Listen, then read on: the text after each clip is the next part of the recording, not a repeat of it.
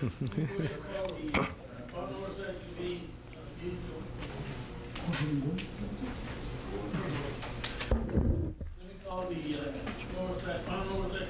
meeting to order. We've already taken the roll of people that are here and they come in. I don't know, some of the new members, we have some members that were here last time that were not here the previous meeting.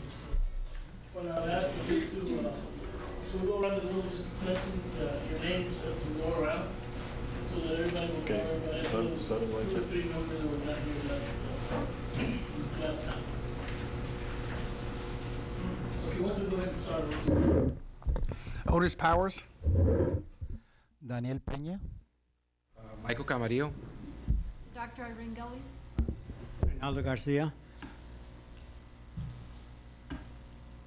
Mary Ray. Julian Peña. Ernesto de León.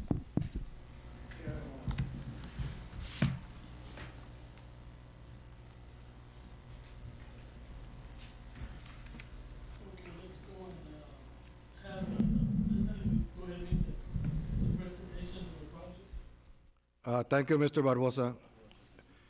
As was requested at the December meeting, for the benefit of some of the newer members, I'll have a brief overview of the projects that comprise the 2006 bond issue.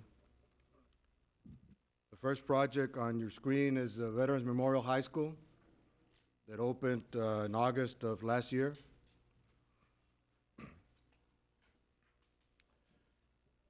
This is a view of the main entrance to the Veterans Memorial High School from the teachers and visitors parking lot. This is a view of the courtyard. On the right-hand side, you have the dining hall. On the left, the Performing Fine Arts Center. And in the background is the main administration building with two classroom wings, the north and the south on either side. This is a view, again, of the courtyard, but from the student parking lot and bus drop-off area. That's the main entrance to our dining hall. And this is the entrance to the Performing Arts Center. This view is of the stadium, football and soccer stadium, from the roof of the gymnasium. Excuse me. Yes, sir. Oh, we had it right there, Mr. Chairman. I was told about 2 months ago that at the stadium, the track teams are in need of, for example, they don't have any hurdles. They don't have a lot of things that they need practice on and use for competition. And I was told it's kind of good building the football field and not put any goalposts. So can we address that and see what happens? Why was that not purchased at the same time? The goalposts were included in the football field. Having a football field and not having goalposts to play football. The same thing, they need the hurdles to run track. The hurdles would not fall under the bond, but would fall under the regular budget. After the budget that would come out, so it would have to come from that department to be able to purchase the hurdles. What about the basketball team? Well, basketball team's got basketballs and suits and everything else. Well, I mean, I can understand the complaint where you're coming from, but we as a bond committee really don't have any authority Can we suggest or no? Well, the only time that we can suggest anything of that sort is with some of the money that was left over from the bond, but it's pretty much been tied down to with the board all the projects that presented to us at the last meeting of what was going to be delayed. If there's anybody left over, then we can suggest or recommend that some of this, if they don't have the money, you know, I'm sure that part, that's just like the desks and the books and part of that money that comes from the administration to the school district. But it would be something that maybe we can just, you know, bring it to their attention to be able to say, you know, we would recommend that they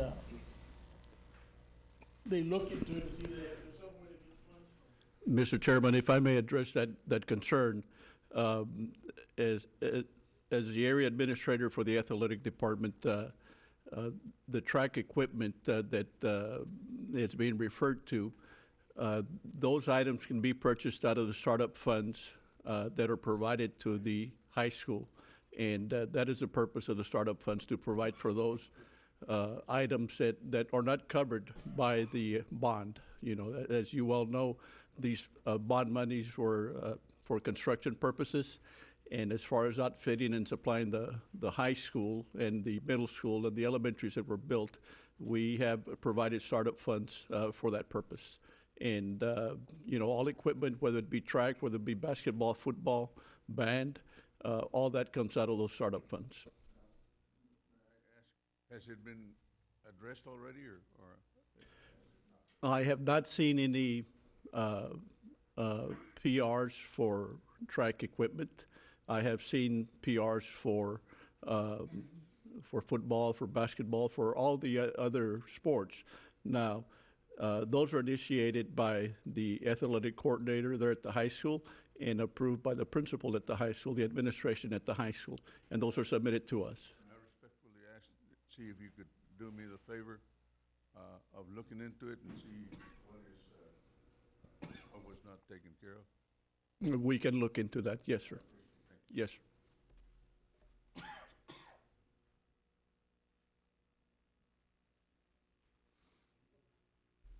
Continuing with the high school, I think this is the last picture. It shows west side of the stands, and behind you can see the softball and baseball fields.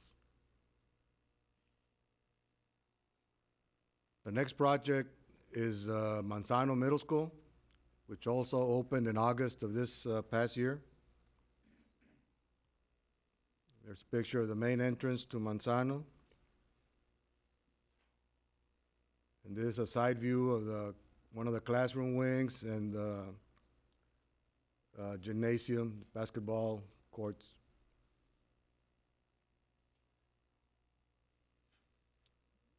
As far as elementaries, we have Keller that opened in January of 2010, so that's been in operation for a little bit over a year now. And there's a picture of the main entrance into Keller Elementary School. The other elementary that was built with bond money is Pullum, and that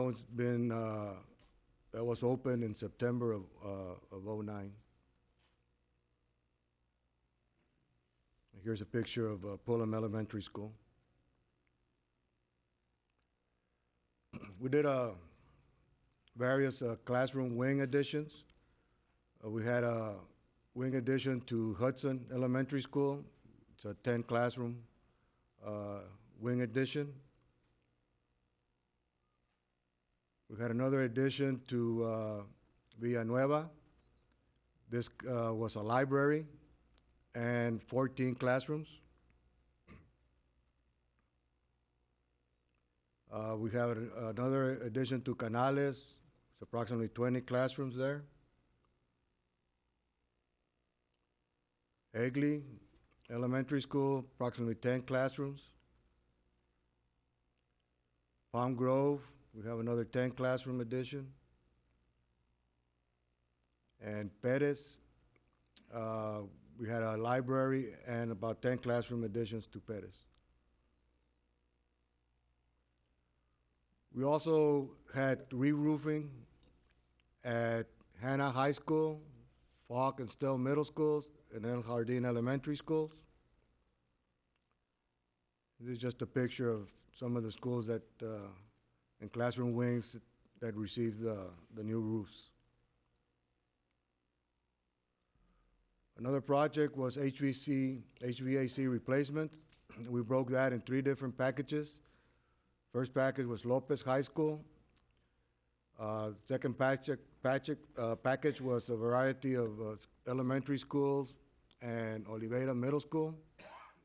And the third package was Iturria Elementary and the Brownsville Learning Academy. And this is just a sample of the rooftop units at some of the schools that we replaced. We also had a fire alarm upgrade package 1 and 2. Package 1 was Falk, Oliveira, Perkins, and Stell Middle Schools. And then package 2 was another long list of elementary schools. Just to sample some of the new panels, fire alarm panels, and pull stations that we installed in those schools. We also had intercom upgrades at various campuses and ADA projects, and those were completed by the maintenance department. And in previous meetings, Mr. Arteaga, I think, has gone over these projects in detail.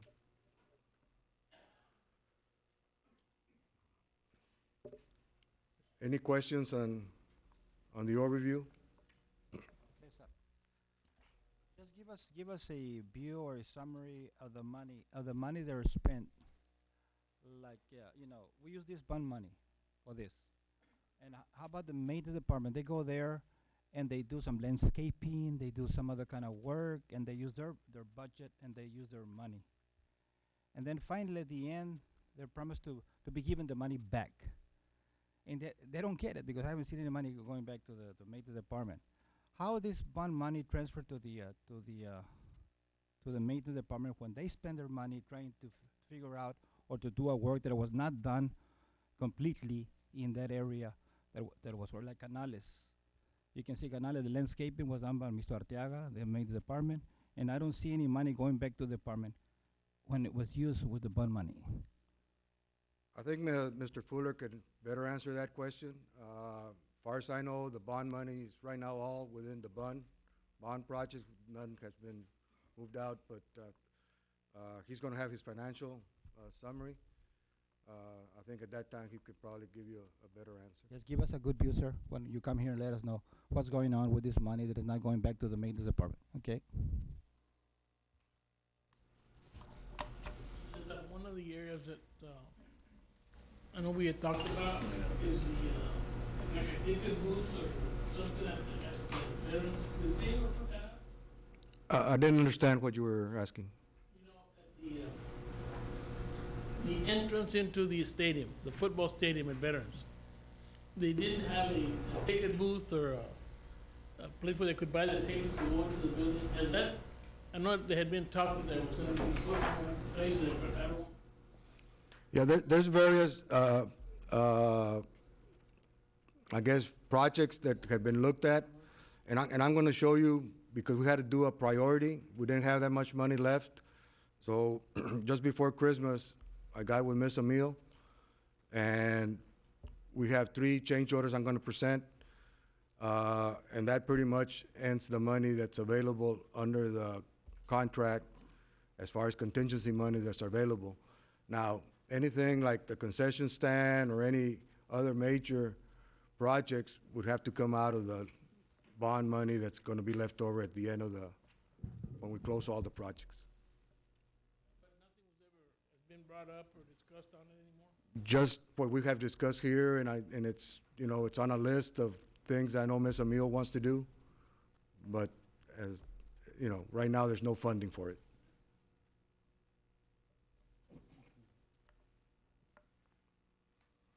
If there's no other questions, I'm going to go with the change orders that we have.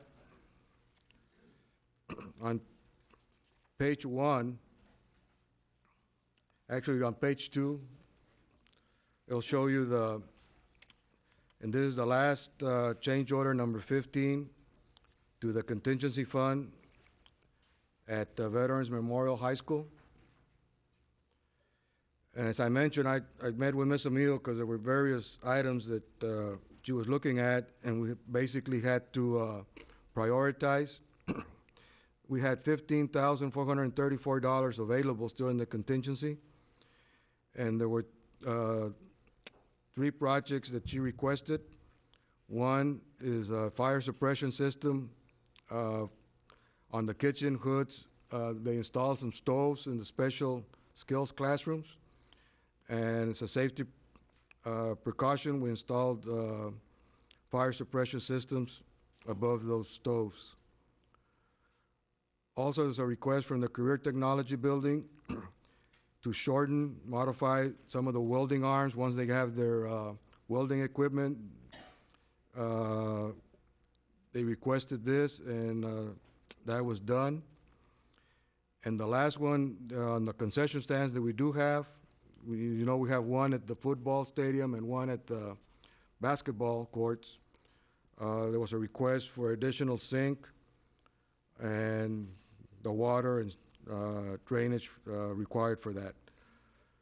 So that cost came out to $14,729. At the end of the day, we have left over $708 in the contingency fund for veterans. The next pages are just the backup to those change orders.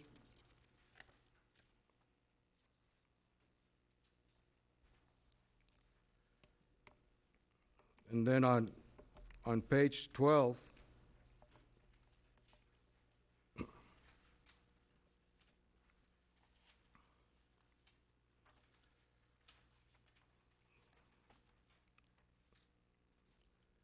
and page 13, we have a change order to the contract for Canales, where we had left over $4,096.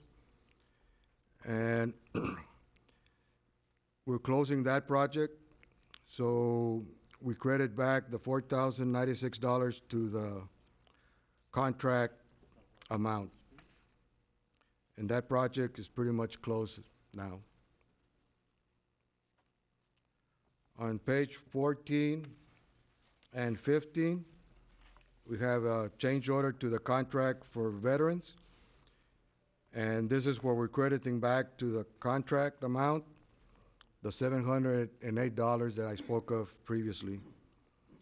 And basically that closes that project too.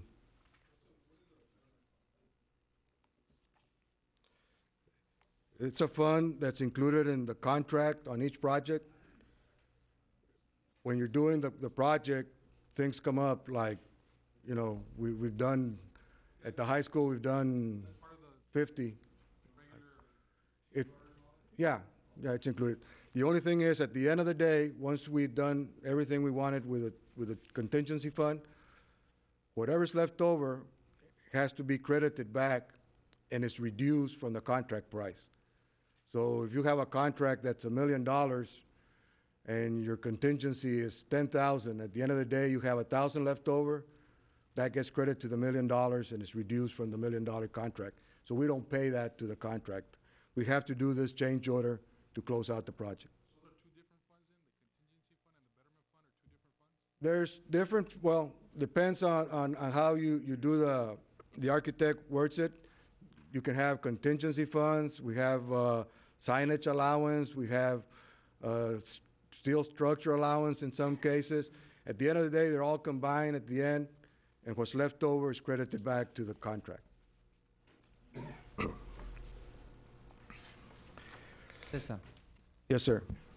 I know this is, you only brought a change order just for the high school. How about the other schools, Keller, Manzano? Have they complained, or the principals have requested any other projects? The only other projects that are open at this time is Manzano, and we have a change order at Keller. What we're doing, and we'll present this at the next meeting, we sat down basically with Ms. Torres and Manzano and with Mr. Garza at Keller. Mr. Garza had one request. There was some money left over in the contingency and betterment fund for Keller. Since that's the same contractor for both schools, what we're gonna do, when we present this is, charge Keller with, the item that Mr. Garza requested. The money that's left over will be added to Manzano, and then we're gonna do the items that Ms. Torres wants at Manzano. We'll present that, hopefully, maybe not in February, but in March, and then that project will be closed. Keller and Manzano is one project with the same contractor, and basically that's the only project that's open now. All the other wings that were completed already, have those schools have been satisfied? As far as we know, we've satisfied. As you know, we've waited, here at Veterans, it's been a year since we went to substantial completion. Canales, it's been like 9 months.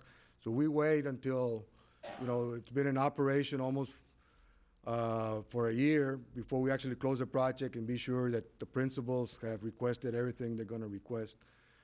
So like I said, right now, the only one is Manzano and one item at Keller.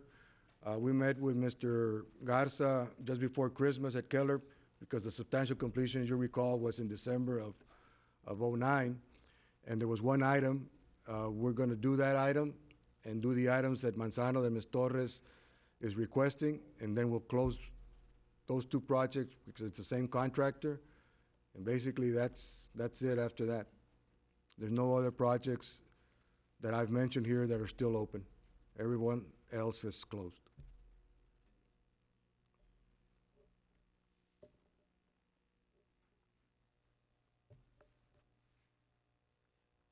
If there are no other questions, financial report from Mr. Fuller is next.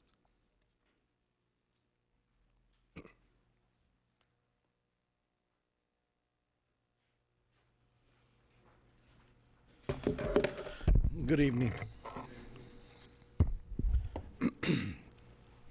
Couple new faces out there. My name is Tony Fuller. I'm the CFO with the district. On page 16, I believe it starts.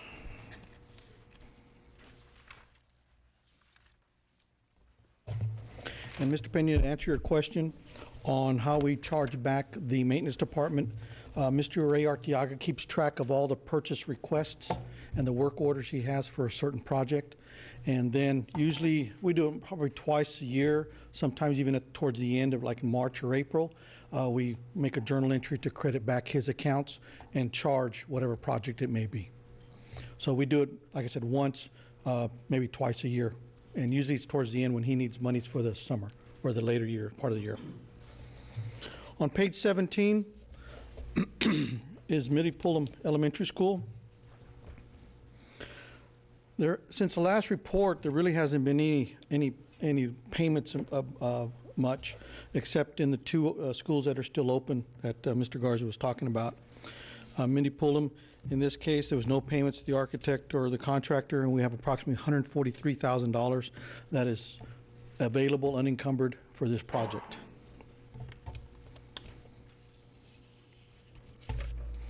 On page 18,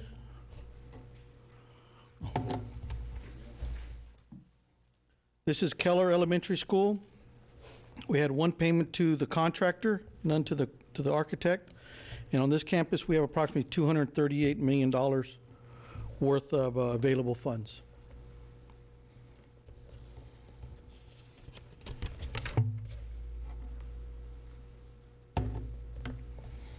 Page 19. This is Manzano Middle School. This is another proposition that we had in the bond. In this account, we had one payment to the contractor for $528,000 and no payment to the architect. There's approximately $185,000 still available in this school. Page 20, Veterans High School. There was one payment made to the contractor, $47,000. And as Mr. Garza said, this project is basically closed now. So there's about $472,000 available in this project. And on page 21 is Proposition 4, which are all the various types of projects: ADA, fire alarm, HVAC, new wings, re-roof. We have about $1.3 million available in that project. On page 22 is a summary of all the propositions. Overall, we had an original budget of 135 million. Estimated budget after we've infused money from interest that was earned, 147 million. Year-to-date expenses and encumbrances, 145 million, leaving a balance of about $2.4 million available for other projects. Are there any questions on this report from the new board members possibly? Yes, sir. At the end of the day, does it matter of the amount that is left over, what is from local funds and what is from the actual bond project? These are all bond related funds. The Veterans Memorial, I know the local funds were used, a lot of local funds were used to complete that project. So none of those local funds are. No, these are only bond funds. Any other questions? Yes, sir. The 2.4 million or so, is that part of the FDI has not brought in to finish up the other schools that even had the ADA? Earlier, a couple of meetings ago, we did discuss with Mr. Arteaga about ADA. Those funds can be used to transfer to finish off those ADA projects. That's what I mean. This is the money that can be used for that. Yes. Yes, sir.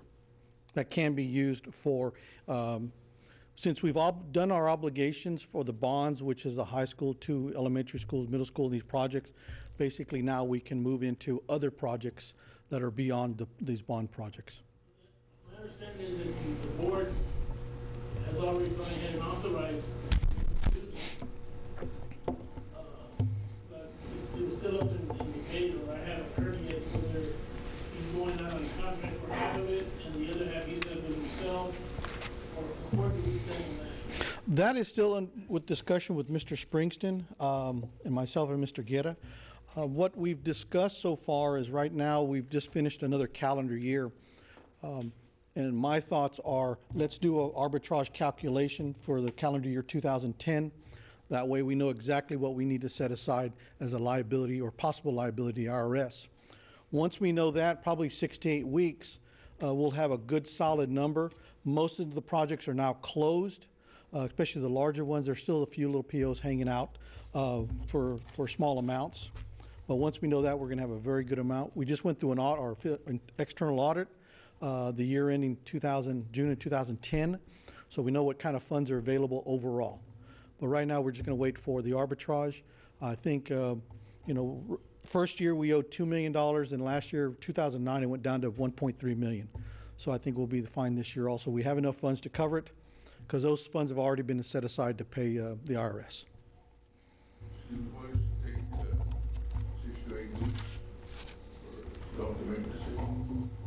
On the arbitrage calculation? Well, that's an outside firm. They specialize in the calculation of arbitrage liability tax. We've discussed that, Mr. De Leon, and what we want to do is when we start distributing the funds, because we're looking at ADA, we're looking at re-roofing projects, we're looking at HVAC, looking at some more intercom projects, and we want to be able to divvy out these funds and expend these funds, if not this year, or within the next year and a half.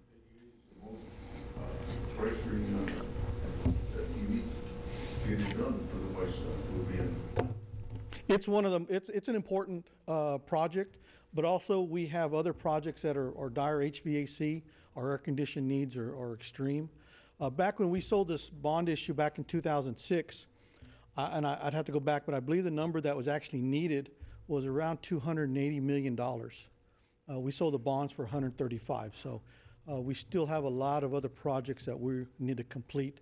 And again, like I've said before, we're trying to get the most bang for our dollar. Tony, yes, sir. I asked you this question before, and since we're getting closer and closer and closing some of the projects, how much money do you think or you anticipate we have is going to be left over? Probably we're looking at now, and I've said before in the past, 4 to 5. We're still looking at the $5 to $6 million. Yes. And again, we still have all of 2010 that we have not much interest been earned on it, but it is some, and we'll be using those funds also. All right. Thank you all very much.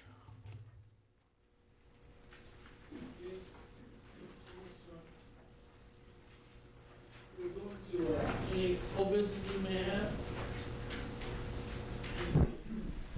Mr. Sherman, in your book, there was a request for the bylaws, especially for the new members. It's in your book, starting on page 23.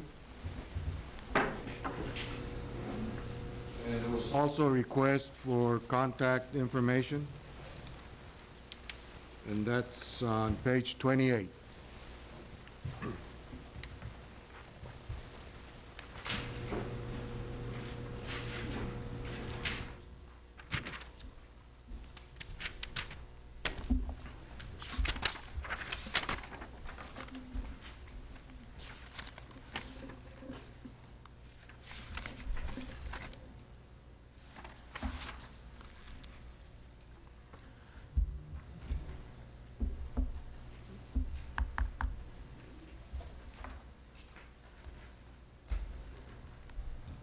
I don't want to go into any changes in the bylaws at this time, you know, no doubt or anything. Go ahead. Mr. Chairman, on section E of page 24, I see that there's supposed to be a copy of the BOC comments to the superintendent. Are we generating that copy? Is that copy being generated? 'Cause if so, I would like to suggest that that copy of comments be included in each packet every time we meet. That way, if someone does, one of the board members cannot attend, when they do attend the following meeting, they have something to revise or something to look at and be informed as to what happened in the previous meeting. I think it'd be beneficial.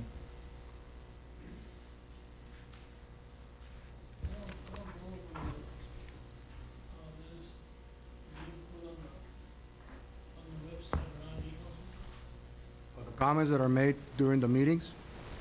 Well, no, it's what the superintendent,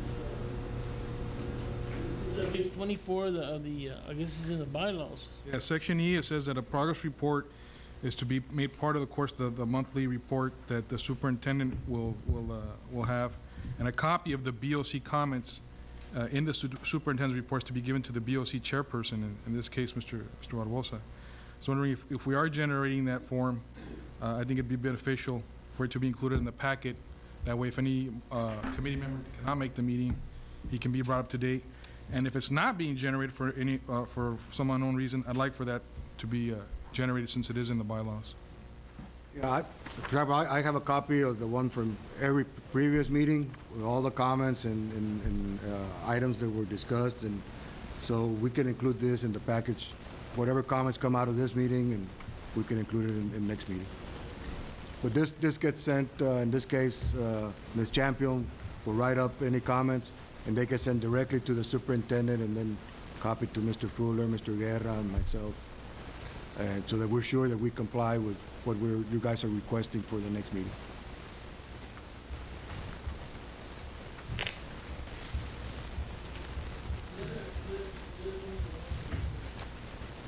Noticed on the members of the committee, there's 2 vacancies, and really, what I'd like to do is, I know there's something else on your due list, is just to put the name of the member and who appointed the individual, so that we can know the 2 vacancies, who they are. It's on this page here. Page 28. Yeah. At the bottom. Was it any board members?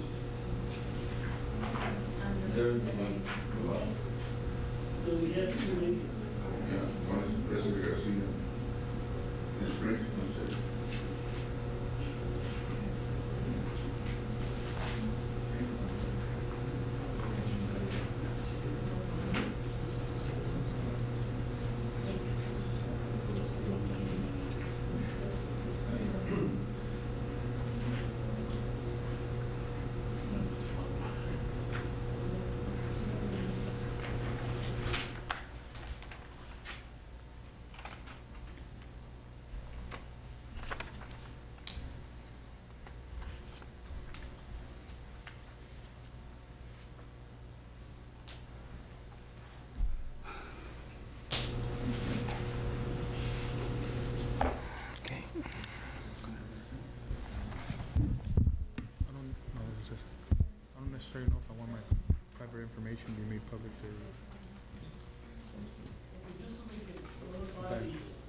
have unlisted numbers and stuff.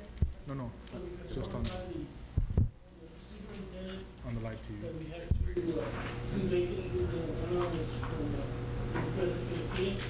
Right, that was the vacancy created by Ms. Atkinson, and the one for Mr. Springston was created by the resignation of Larry Colton.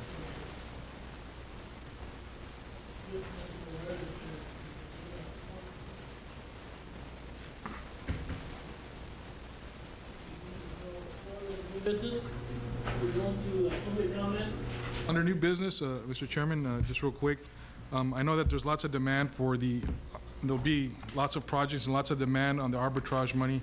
I'm sure there's lots of projects that need to be addressed, as we talked about the ADA and everything else. But I'd like to for the members of the committee and of course the chair, to consider that we take advantage maybe of some of this money and use it for a little bit of public awareness. Mr. Fuller, stated it very candidly that in reality, to take care of a lot of urgent projects, we needed about $235 million, and yet we only did a $135 million bond. And part of it, the reason it was successful is because we had, the true owners of the school district and the true owners of the money, and which is constituents in the public. And we needed to have their buy-in because it was an issue that was voted on. So I'd like the support of the committee members, and maybe we can have some discussion on it, is to use some of that arbitrage money for public awareness. I had suggested doing some kind of project where we take aside a small quantity of that money, whatever we determine it may be, $50,000, $100,000, since it is bond money, and if it's arbitrage money, it can be used after it is designated as arbitrage money for school projects, and put some kind of contest out to the schools.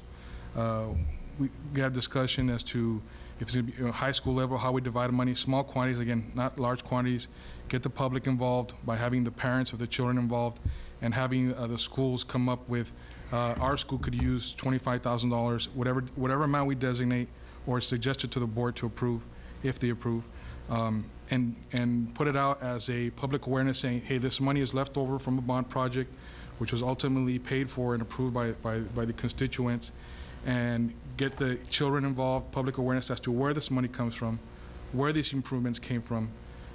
Lots of the parents, get them involved and make them aware where the money came from. I think it would be a plus-plus situation. Sooner or later, we're going to need another bond.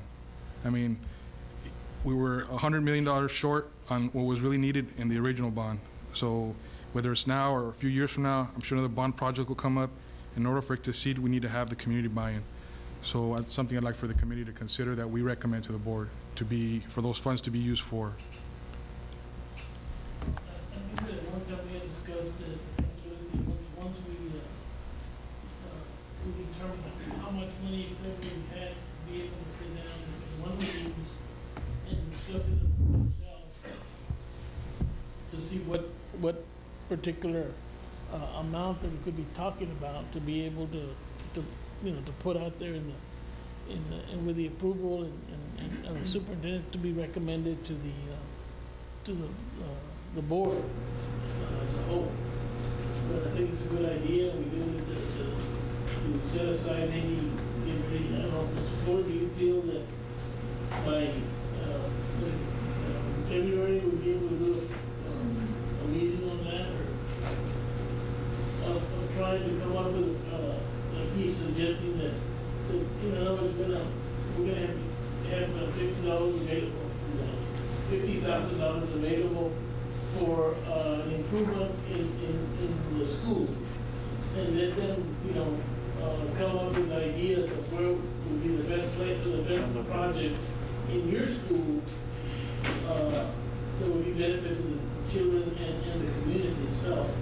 And then, come up with different ideas of what, and then, the board will be able to select which of those projects, they feel they would be necessary. And I'm going to be hard, for us to come up with, it's our idea, we give it to the board with the board's approval, saying that we're able to do that, and maybe pass it to the superintendent by next in the next couple of days, we'll pass it. Yeah. And then in our meeting in February, we can put that on the agenda to discuss that.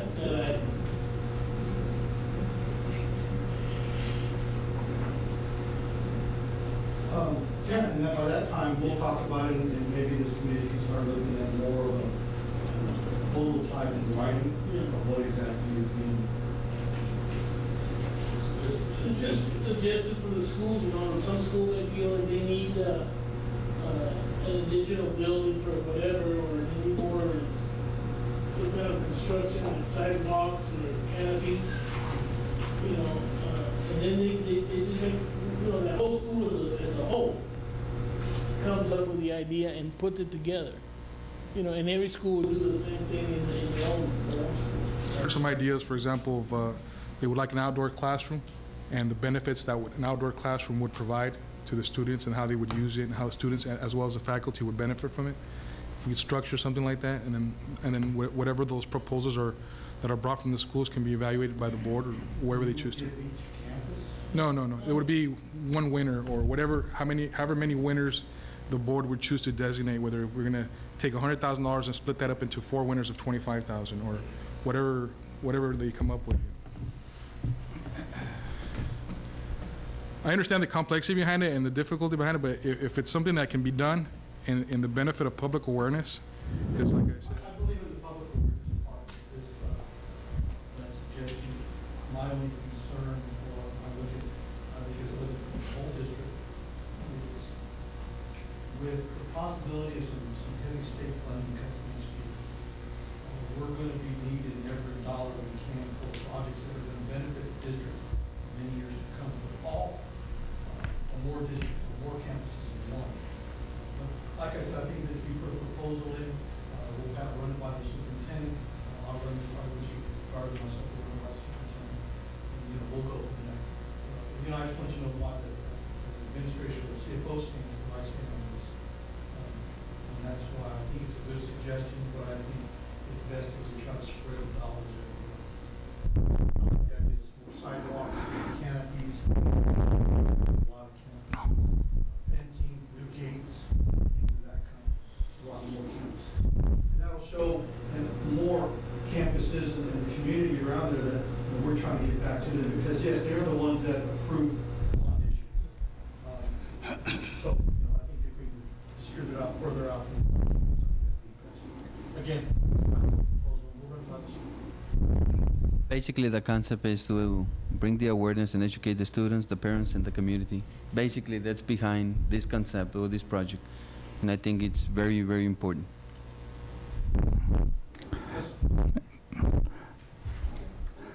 Mr. Fuller, so can you get over there, please, so we can hear you?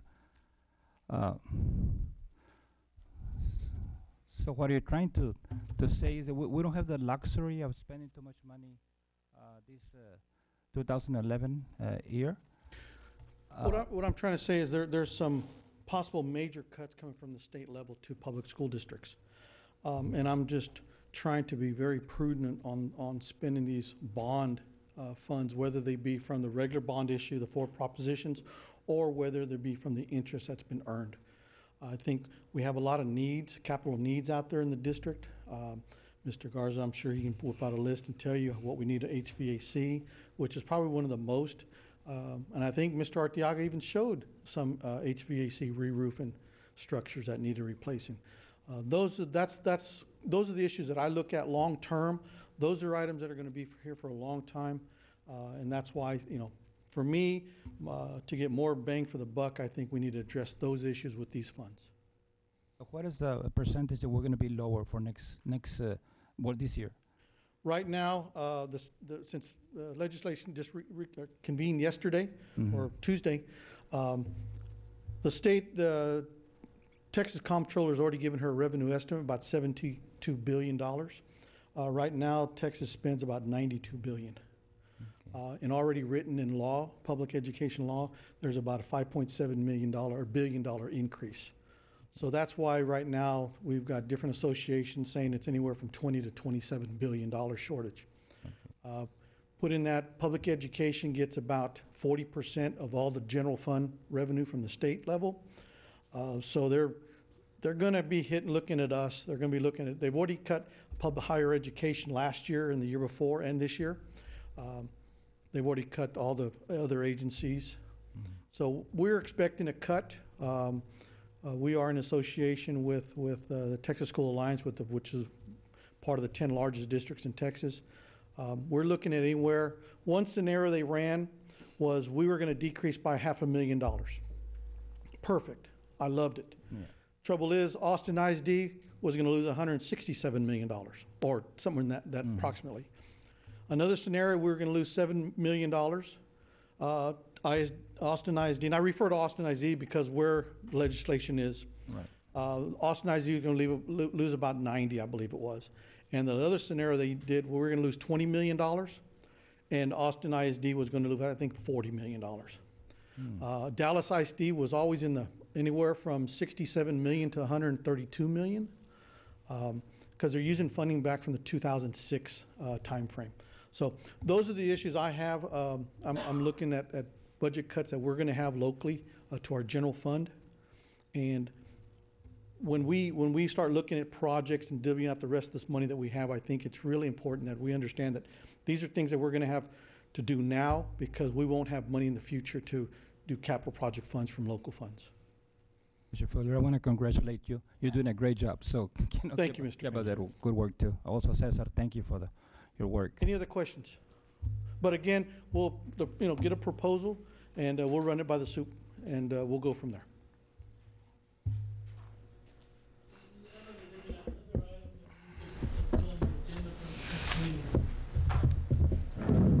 It's just a discussion. Then we went into the public comment. If nobody signed up, or because we don't have that. So with that in mind, that basically concludes our meeting, short meeting for the first of the year. So hopefully we'll continue doing it that way. So as of now, I guess we will be meeting on February the 3rd. Okay. We'll be, I guess, here again and over the council again. So that'll be at 5:30 on February the 3rd. Motion. There's a motion for the second.